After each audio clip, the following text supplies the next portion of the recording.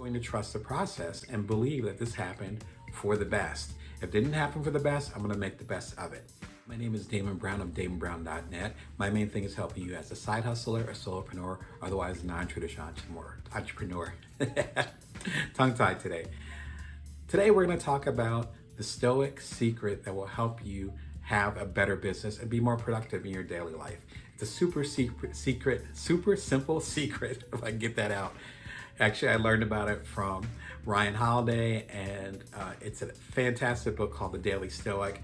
I've talked about it in my Inc. magazine column at DamonBrown.com. I've also referenced it in some of my best-selling books. It is an excellent book. I highly recommend it.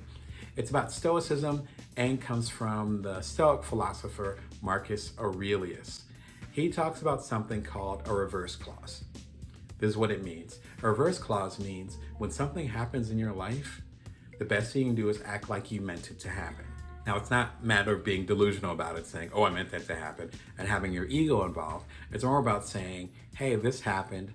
I'm going to trust the process and believe that this happened for the best. If it didn't happen for the best, I'm going to make the best of it. Here's what Ryan Holiday has to say in the Daily Stoic. When a technical glitch erases our work, our reverse clause is that we start fresh and do it better this time. Our progress can be impeded or disrupted, but the mind can always be changed. It retains the power to redirect the path. I love this for a few different reasons. Number one, it boosts your gratitude for whatever you have. For instance, I've actually been working on a big project recently, and I lost progress on it. I was tired, I was working on it, and I ended up erasing like several pages of it. I can't even think about it too hard because that part's painful. He's not saying it's not gonna be painful. But when that erasure happened, I woke up the next morning and realized that pages were gone. I was able to rewrite what I did and make it even more powerful. Now, I could have cried over that spilled milk, which I could have shed some tears. But what he's basically saying is that, what can you do to make this better? How can this be an improvement? I remember one occasion where I was traveling in the South and me and a family member ended up missing the plane. Very disappointing. I hate missing planes. That's why I tend to go to the airport early. I travel a lot. I rarely miss planes. It's one of 5 times I actually missed the plane, right? So what do? We end up looking up local restaurants. We found out it was an amazing crab shack right down the street. We sat there.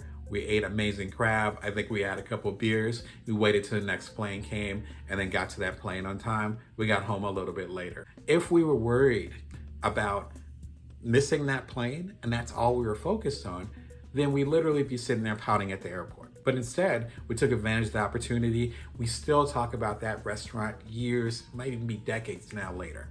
But we wouldn't have had that experience, number one, if we hadn't embraced it. Or number two, if we hadn't been open-minded enough to not worry about what would have happened and focused on what could happen. What could happen is we end up having this family memory that we still talk about to this day.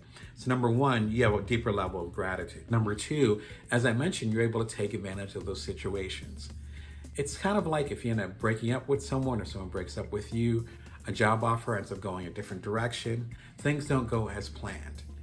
We have so much ego and so much security wrapped up in things going exactly how we planned.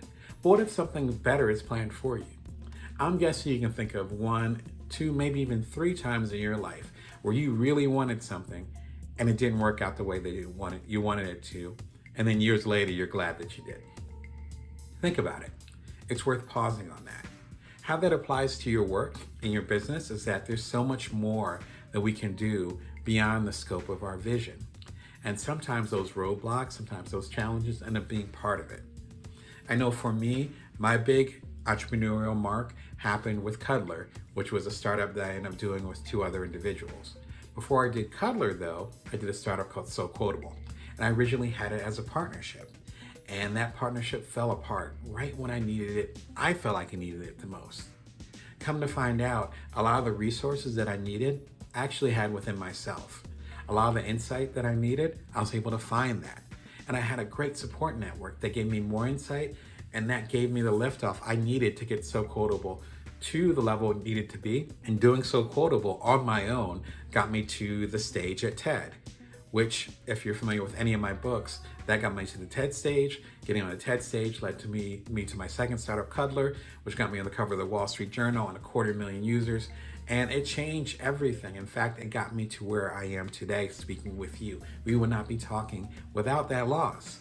But that loss happened years ago.